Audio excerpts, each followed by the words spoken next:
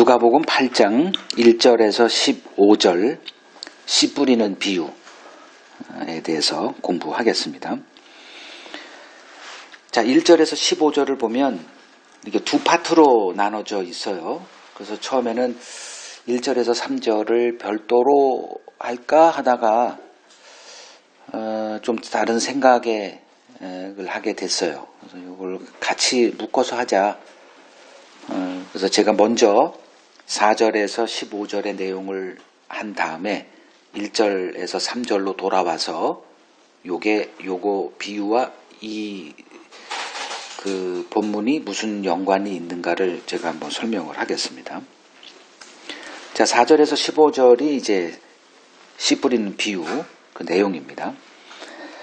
세 파트로 나눠져 있어요. 4절에서 10절을 보면 예수님이 여태껏 사역했던 방향과 굉장히 갑자기 틀려요. 예전에는 평민 언어, 쉬운 말로 이렇게 설명을 해서 누구든지 쉽게 이렇게 알아들을 수 있도록 하신 반면에 이제부터 비유로 말씀하기 시작합니다. 여기서부터 이제 비유가 등장해요. 그러니까 누가복음에 굉장히 비유가 많아요. 물론 평범한 말씀이라 할지라도 다 비유예요. 해석이 요하는 것들이에요. 하늘에 속한 그 내용이기 때문에 이 세상 언어로 돼서 그냥 쉽게 이해될 수 있는 게 아니에요.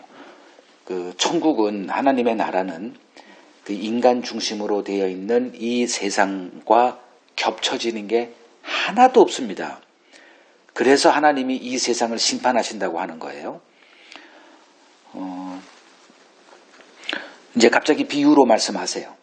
그러니까 4절을 보면 이제 사람들이 예수께 이제 나와서 큰 무리를 이루어요.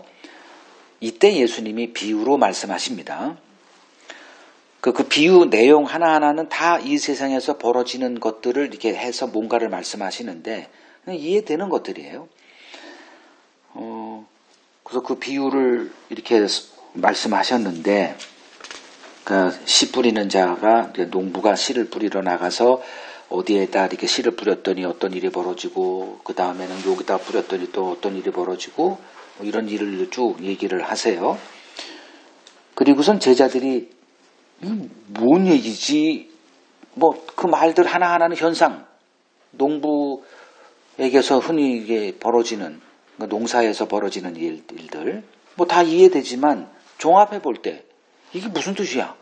갑자기 뭘 말씀하시려고 이렇게 하는 거야? 그래서 9절에 보면 제자들이 이 비유의 뜻을 이제 묻죠. 그러니까 이제 뭐라고 얘기하시냐면 10절에 하나님 나라의 비밀을 아는 것이 너희에게는 허락되었으나 다른 사람에게는 비유로 하나니 그 이유가 뭐냐? 그들로 다른 사람, 너희 말고 다른 사람은 보아도 보지 못하고 들어도 깨닫지 못하게 하고자 함이야. 이렇게 말씀을 하세요. 이걸 어떻게 이해를 해야 되나? 사람들이 여기서 이제 많이 걸림돌에 이제 넘어집니다. 있는 그대로 보질 않고 이거를 이제 해석을 해요. 물론 우리도 해석은 한다고 하지만 그게 어떤 해석이더냐? 그리고 이제 두 번째가 이제 11절에서 14절 설명을 하세요. 즉 주님이 자기가 선포하신 그 비유의 내용을 해석을 해 줍니다. 편하죠. 근데 어떤 비유들은 대부분 해석은 없어요.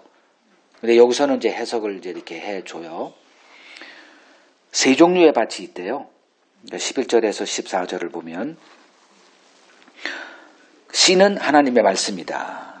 그러니까 농부가 씨를 뿌리는데 농부는 결국은 하나님이라고 할 수도 있고 하나님이 이 세상에 말씀을 뿌려요. 주님이라고 할 수도 있고 아니면 오늘날 이제 복음을 전하는 자들이라고 할 수도 있죠. 하나님의 말씀을 뿌려요. 그 뿌리는데 길가에 떨어졌다. 그리고 설명을 하죠. 그러니까 길가가 등장하고 13절에 바위가 등장하고 14절에 가시 떨기가 등장을 해요. 그러니까 이 세 가지 그 밭에 각각 그 씨앗이 떨어졌을 때, 즉 하나님의 말씀이 떨어졌을 때 그 현상이 결과가 다르다. 이 얘기를 하는 건데 세 개 다 다른 게 아니라 같다는 거예요. 그러니까 첫 번째 길가에 말씀이 이렇게 씨가 떨어져. 길가에. 근데 거기서 그 처음에 말씀하신 대로 보자면 5절에 더러는 길가에 떨어짐에 밟히며 공중의 새들이 먹어버렸다. 그러니까 씨앗이 땅에 흡수될 기회조차도 없어지죠. 그러니까 무슨 화학작용이 되든 뭐 대사운동이 되든 아예 없어요. 그걸 여기도 이제 12절에서 설명하죠. 이 말이 무슨 뜻이냐 하면 마귀가 가서 그들이 믿어 구원 얻지 못하게 하려고 말씀을 그 마음에서 빼앗아간다. 그걸 설명하기 위해서 그렇게 얘기한 거야. 13절 두 번째. 그걸 이제 6절을 보면 더러는 바위 위에 떨어짐에 싹이 났다가 습기가 없으므로 마를 수밖에 없죠. 물기가 있어야 되는데 나중에 여기는 바위 위라 물을 빨아들일 그럴 기회도 없으니까 그거를 어떻게 해석하냐 하면 13절에 바위 위에 있다는 것은 말씀을 들을 때 기쁨으로 받으나 뿌리가 없어서 잠깐 믿다가 시련당할 때 돌아서는 자들, 배반하는 자다. 그 다음에 가시떨기, 요거는 7절에 더러는 가시떨기 속에 떨어짐에 가시가 함께 자라서 기운을 막았다. 요거를 14절에 가시떨기에 떨어졌다는 것은 말씀을 들은 자이나 지내는 중, 이생의 염려, 재물, 향락의 기운이 막혀 온전히 결실하지 못하는 자다. 그러니까 뭐 길가에 떨어졌던 바위가 됐던 가시떨기가 됐던 열매는 없다 이렇게 되는 거죠. 그리고 이제 세 번째 단락 15절 좋은 땅에 떨어졌다. 요거를 이제 8절을 보면 더러는 좋은 땅에 떨어짐에 열매가 났어요. 100배의 결실을 하느니라 요렇게 돼 있고 요거를 어떻게 해석하냐 하면 15절에 좋은 땅에 있다는 것은 착하고 좋은 마음으로 말씀을 듣고 지키어 인내로 결실하는 자. 이렇게 설명을 하죠. 자, 요 세 가지에 대해서 이제 설명을 드리겠습니다. 이제 가장 어려운 부분이 되겠는데, 갑자기 비유로 말씀하시자 제자들이 듣기는 들었는데 무슨 말인지 뭔 의도인지 아리송해요. 그래서 예수님에게 이 비유의 뜻이 뭡니까? 라고 이제 묻죠. 그럴 때 주님이 10절에 하나님 나라의 비밀을 아는 것이 너희에게는 허락되었으나 다른 사람에게는 비유로 한다. 그러니까 허락이 안 됐다 이렇게 되는 거죠. 그러니까 그렇게 하는 이유는 신기한 말씀을 하세요. 그들로 보아도 보지 못하고 들어도 깨닫지 못하게 하려 합니다. 이것을 이제 사람들이 들었을 때, 이건 해석이 좀 필요해. 이제 이렇게 생각이 당연히 들죠. 왜냐하면 우리가 복음을 전할 때 못 믿게 하려고 복음을 전합니까? 믿게 하려고 복음을 전합니까? 뭐 100% 답은 다 믿게 하려고 복음을 전하죠. 그래서 설명하고 예와도 뭐 그냥 막 피지땀을 흘려가면서 설명하고 1시간, 2시간 뭐 이렇게 하죠. 왜? 알아듣게 하려고. 근데 주님의 이 비유로 말씀하시는 거는 전혀 달라요. 주님의 생각 자체가 우리가 도무지 이거야?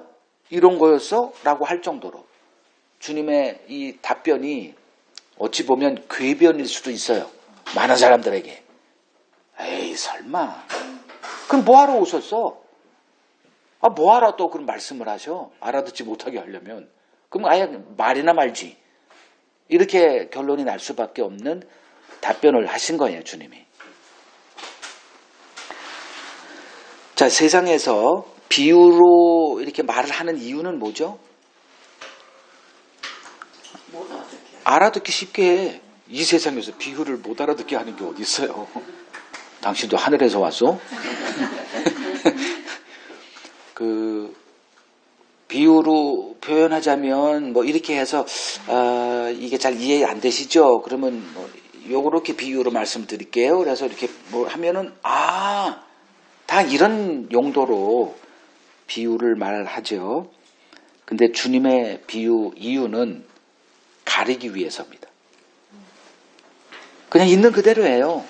근데 이게 와닿지가 않으니까 왜 그러냐면 다른 어디에 이렇게 보면 하나님은 모든 사람이 다 구원 얻기를 원한다고 하지 않았어?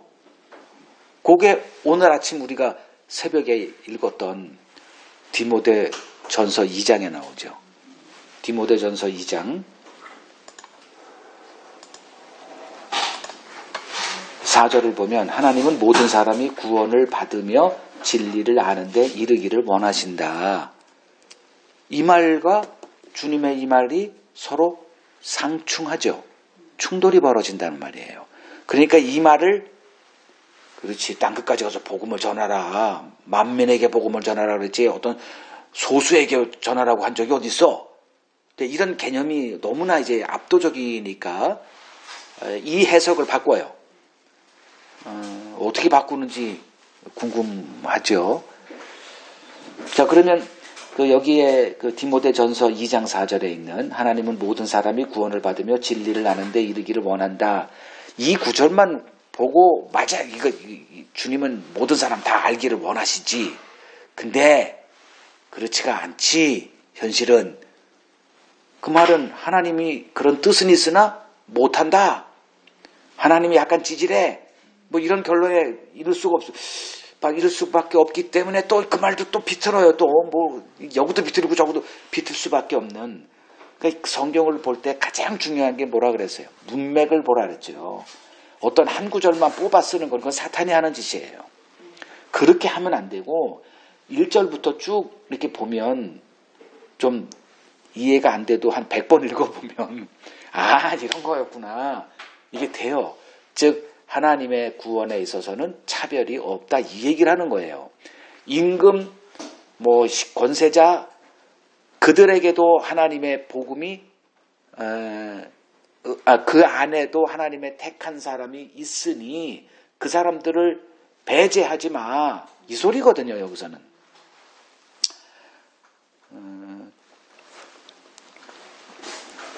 그러면 주님이 비유로 말씀하시는 그 의도는 주님이 말씀하신 그대로 어떤 자들에게 가리기 위함입니다. 성경을 우리가 오해하는 것 중에 하나가 이 성경이 모든 사람들에게 다 이해될 수 있도록 하려고 이렇게 성경이 돼 있어. 이런 개념들. 성경은 열린 책이야. 어디 그런 게 있던가요?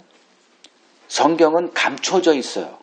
복음은 감춰져 있습니다. 이게 수도 없이 나오는데 이게 한번 색안경을 그렇게 써버리면 이게 오해가 될 법도 하겠구나. 그래서 정리를 해야 됩니다. 주님이 십자가에서 이렇게 속죄를 하셨죠. 대속의 속량의 죽음이다 이렇게 얘기하잖아요.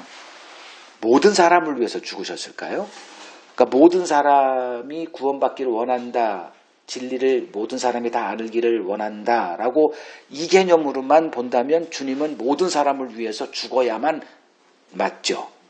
근데 주님이 돌아가실 때 과연 그랬나?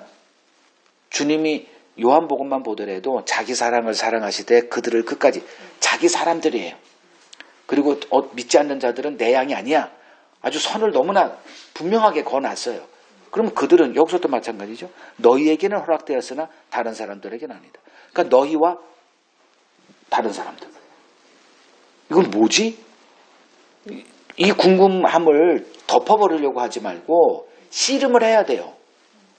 이게 신학하는 사람들의 가장 기본적인 마음 자세여야 돼요. 액면 그대로 받아들이고 처음부터 그냥 아니야 이건 뭐 이렇게 밀어내면 성경에 보이는 게 이제 자기 눈에 보이는 것만 보여져요. 그리고 다른 건 안 보입니다. 또 이게. 주님의 비유는 가리고 숨기는 용도이기 때문에 우리가 이제 이 의도를 바로 알고 이제 대해야 되는 겁니다. 그래서 8절을 보면 이제 좋은 땅에 떨어진 것 쭉 말씀하시고 외치시되 들을 귀 있는 자는 들을지어다. 뭐하러 이런 얘기를 합니까? 들을 귀가 있는 자가 있다라는 거예요. 이들이 바로 이제 택함 받은 하나님의 언약 백성들, 그것을 드러내는 수단이 복음이에요. 복음을 전할 때 나타나는 현상은 늘 일관성이 있게 딱 둘입니다. 그것을 통해서 눈이 열리고 그 복음을 감격스럽게, 우리가 바로 전 시간에 봤던 그 여인처럼 그것을 환영하는 사람이 등장하는 반면에, 또 다른 한 면은 극단적으로 그것을 반대하는 자들 나오죠. 그러니까 들을 귀 있는 자는 들을지어다. 그러니까 들을 귀가 있는 자만이 들리는 거고, 그들에게 설명, 물론 이제 알아듣는 자들에게 설명해야죠. 지금 제가 이렇게 하는 것처럼 가르침도 필요하고, 또 설명 잘 이해가 안 되면 또 이렇게 설명도 해야 되고 하는 작업은 뭐 반드시 필요하지만, 아닌 자들에게 소망 갖고 할 필요는 없다, 이거죠. 그래서 교회에서 실시하는 전도 훈련, 뭐 어디서나 다 해요. 그러니까 복음을 설득력 있게 전하는 기술을 계속 반복을 하죠. 그래서 그것을 어떻게 하느냐 하면, 제일 좋은 방법이, 괜히 말씨름하면 그건 결국 열매 없더라. 그래서 그냥 외우게 합니다. 그걸 반복 훈련하죠. 복음을 어떻게 전할까, 뭐 사형리라든가 뭐 어떤 고구마 전도, 무슨 전도, 뭐 수도 없이 많은 것 중에 우리에게 가장 맞는 거 하나 선택해서 성도들을 여기에 참여시켜가지고 계속 반복하게 해요. 그게 더 효과적이니까. 그렇죠. 뭐 담력, 뭐 부끄러워할 것 같으니까 앞에 세워가지고 담력 훈련도 하고, 어떤 요령 같은 거, 팀전도 혼자 하긴 힘드니까 또 여럿이서 해가지고, 뭐 애기가 있다 그러면 애기를 맡아보는 사람, 뭐 여러 가지 이렇게 그 팀으로 이제 전도의 열매를 맺고자 합니다. 근데 한 구절을 보죠. 고린도전서 2장. 바울이 어떻게 전도했을까? 과연 오늘날 우리들이 기독교라고 하는 이 세계에서 일반적으로 통용되는 그러한 것들을 용납할까? 자, 여기 바울의 전도에 관한 것이 나와요. 형제들아, 내가 너희에게 나아가 하나님의 증거를 전할 때, 전도할 때, 복음을 전할 때 말과 지혜의 아름다운 것으로 안 했다, 이렇게 얘기를 합니다. 그리고 그리스도와 십자가에 못 박히신 것, 그가 십자가에 못 박히신 것 외에는 아무것도 알지 아니하기로, 즉 아무것도 선포하지 않기로 내가 마음에 작정해야 될 정도입니다. 그리고 3절에 그렇게 하다 보니 어때요? 약하고 두려워하고 심히 떨을 수밖에 없어요. 왜? 안 팔릴 거 뻔히 하니까. 팔릴 걸 가지고 이게 이 마케팅을 해도 될까 말까인데, 상품 자체가 사람들의 관심사가 아니에요. 그래서 설득하는 걸 다 포기를 이제 할 수밖에 그러니까 작정할 정도로. 그리고 그 4절에 또 이렇게 설명 나오죠. 내 말과 전도함이 설득력 있는 지혜의 말로 하지 아니하고 다만 성령의 나타나심과 능력으로 하여 너희 믿음이 사람의 지혜에 있지 않고 다만 하나님의 능력에 있게 하려 하였다. 우리들의 설득력, 우리들의 요령, 우리들의 경험치, 그거로 승부를 걸지 않고 뭐로 했다? 하나님의 능력, 즉 하나님의 일로 맡겼다는 거예요. 그래서 이제 복음 전도의 3대 원칙이 있어요. 그 3P라고. 제일 먼저 그 presence, 현존해라, 가라. 그래서 그들과 함께 살아라. 이게 presence예요.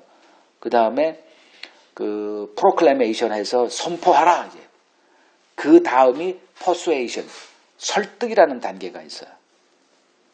요 세 단계가 이제 그 복음 전도의 기본 그건데, 이제 요 세부적으로 이제 나누죠. 그걸 이제 세부적으로 이제 어떻게 분화를 시켜서 결국 설득해서 믿게 하는 그것까지가 이제 복음 전도의 기본인데, 사도 바울은 그런 것이 없어요. 아무리 찾으려고 해도. 왜냐하면 하나님의 관심사가 다르기 때문에 그래요. 우리의 관심사는 수를 늘리는 겁니다. 될 수 있으면 발전을 원해요. 어떤 교단이든 교회든 다 발전을 원해요. 발전이라는 건 수를 불리는 거거든요. 수를 불리자니 뭐 이것저것 갈릴 필요가 없어요. 그냥 뭐 각종 물고기 다 그냥 담아 놓는 거예요. 뭐 일리는 있죠. 어떻게 우리가 알아 그걸. 이것저것 다 담아. 이렇게. 근데 우리가 알아야 될 게 이런 거라는 거죠. 하나님의 구원을 알아야 됩니다. 우리가 어떻게 하는 것은 달인들로 다 이렇게 있지만 하나님의 구원을 안다는 것은 별개의 문제예요.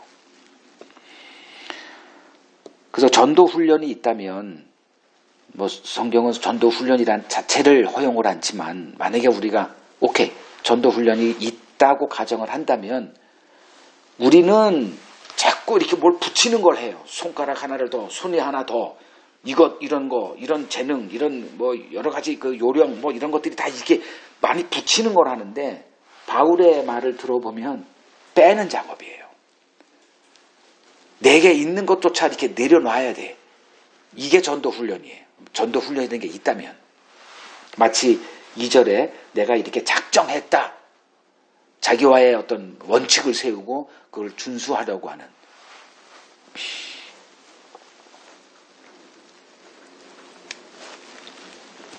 자, 비유로 말씀하신 이유 제가 설명을 드렸고요. 그러니까 뭘 우리가 설득하거나 이해시키려고 이렇게 뭐 노력은 해야 되겠지만 어느 선에서 이렇게 넘어가는 일은 하면 안 된다. 왜? 알고 있기 때문에.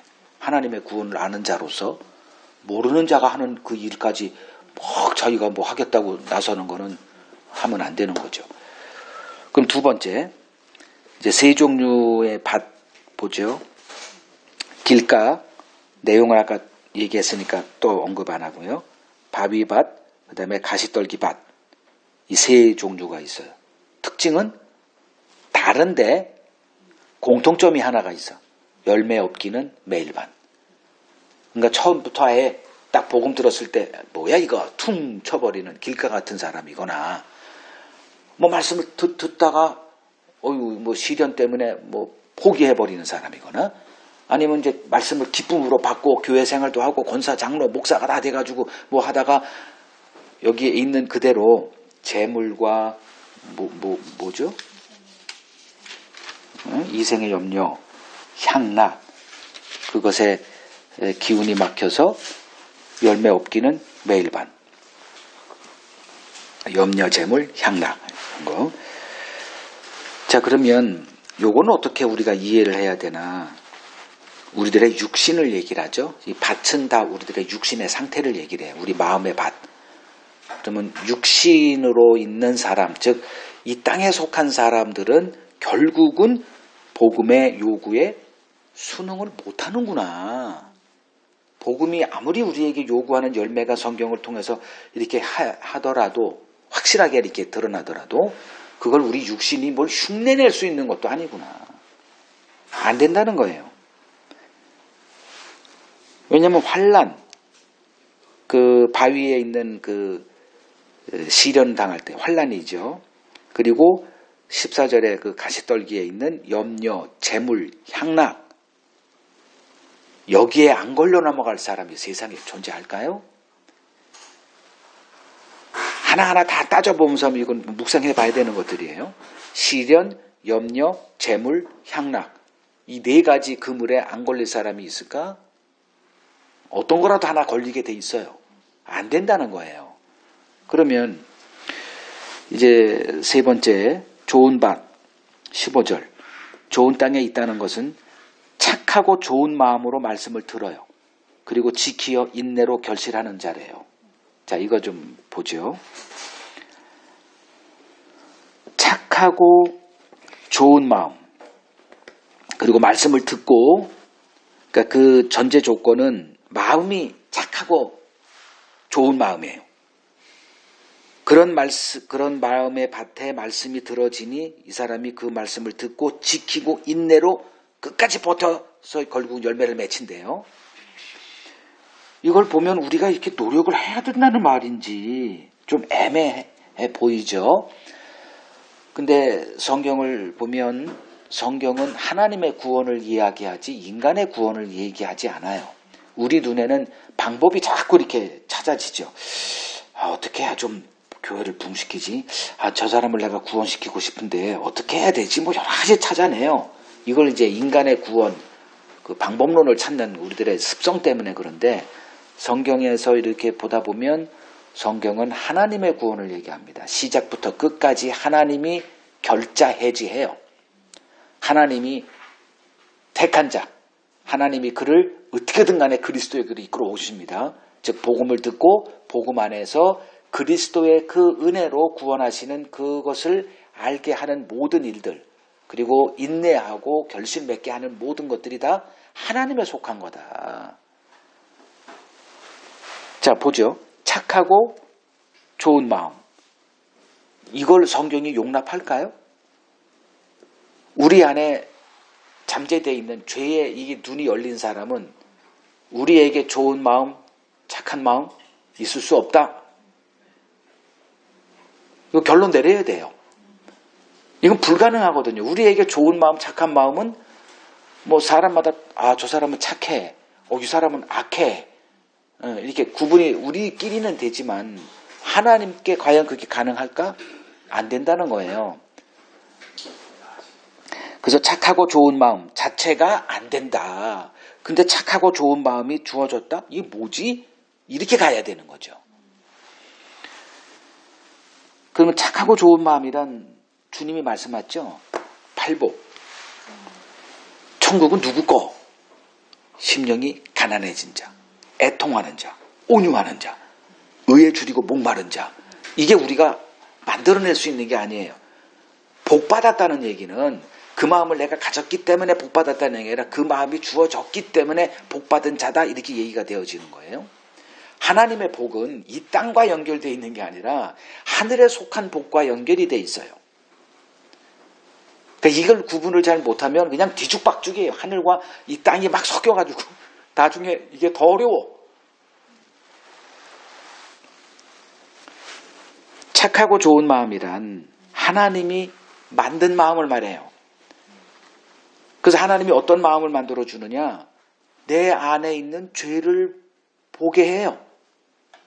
이걸 복받았다, 이렇게 얘기하는 거예요.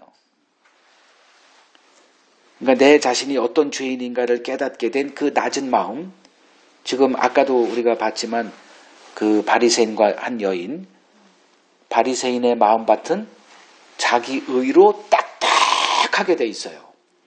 근데 이 여인의 마음밭은 이미 하나님의 그 주님의 복음을 받을 수밖에 없는 그 낮은 마음으로 이미 이 쟁이질이 돼 있어요.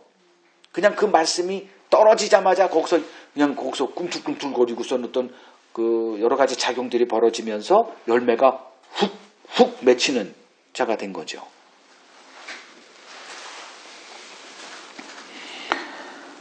그 에스겔서 36장 26절을 보더라도 이미 구약에서 하나님이 이 땅에서 행하실 그 일들 이미 다 얘기해 놨죠. 굳은 마음을 부드러운 마음으로 바꾸어 놓겠다.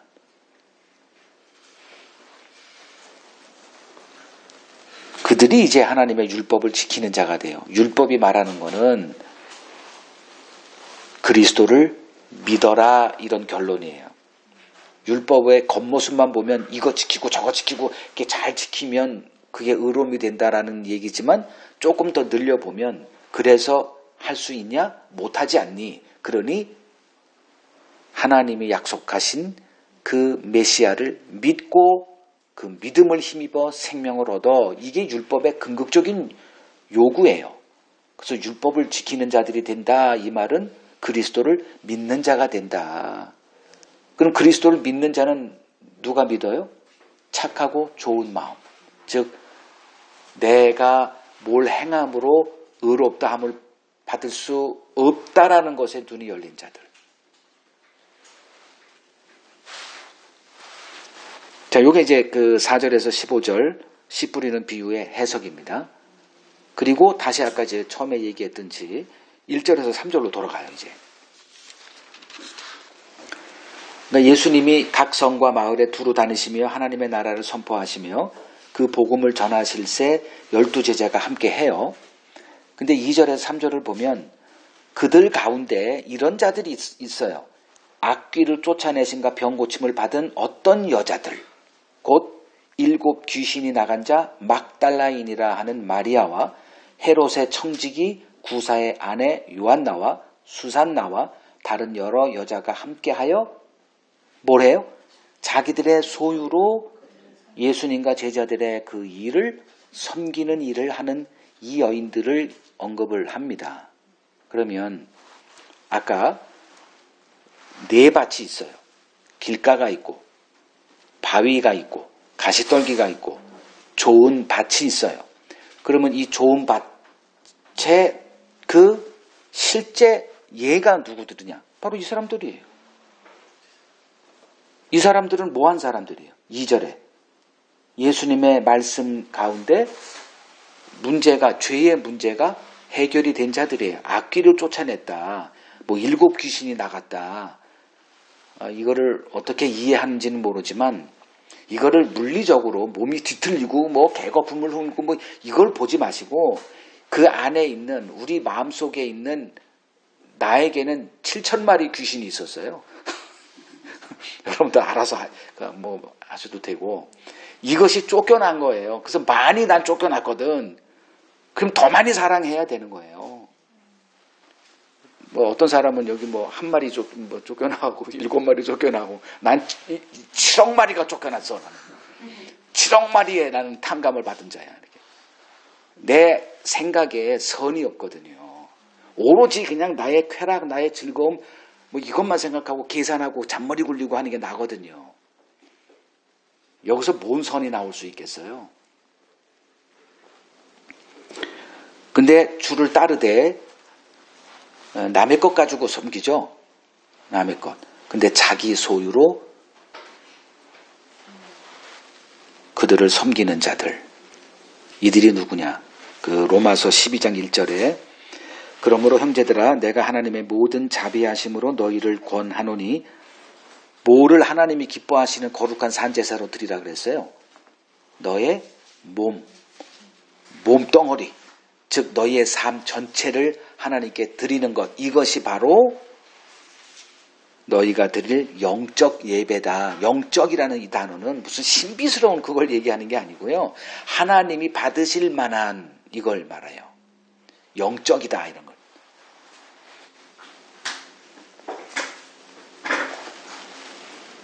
그러면 우리는 예배를 어떻게 생각하냐 하면 일주일에 한두 번, 어떤 교회는 서너 번, 그 정해진 한두 시간에 그 종교 의식에 참여했다 나온 거를 예배 드린 거로 간주하고 아 됐다. 이거는 예배가 아니라 그랬죠. 그건 그냥 공부예요. 공부. 하나님 말씀 배우는 시간 또 뭐 기도하는 자기 그 기도도 뭐 어떤 기도인지 모르지만 그런 걸 예배라고 한 적이 없어요. 성경이 말하는 그 예배라는 것은 하나님이 받으실 만한 어떤 그런 행위 그것은 우리 삶 전체가 드려지는 것을 얘기를 해요. 이 여인들이 자기 소유로 그들을 섬겼다. 예수님과 그들의 일을 섬겼다. 이들이 바로 좋은 밭, 착하고 좋은 마음으로 말씀을 듣고 지켜 인내로 결실하는 자들. 그래서 결국은 예수님의 부활 때까지 끝까지 갔던 사람들이 바로 이 사람들이에요. 남자 1도 없어. 오로지 여자들이에요. 왜냐하면 여자를 강조하는 거는 그런 남자들은 그런 일이 안 되나? 그게 아니고 예수님을 신랑으로 표현되죠. 교회를 여자라고 하고 그런 의미로 우리가 이걸 좀 봐야 되지 않을까라는 게 제 생각이고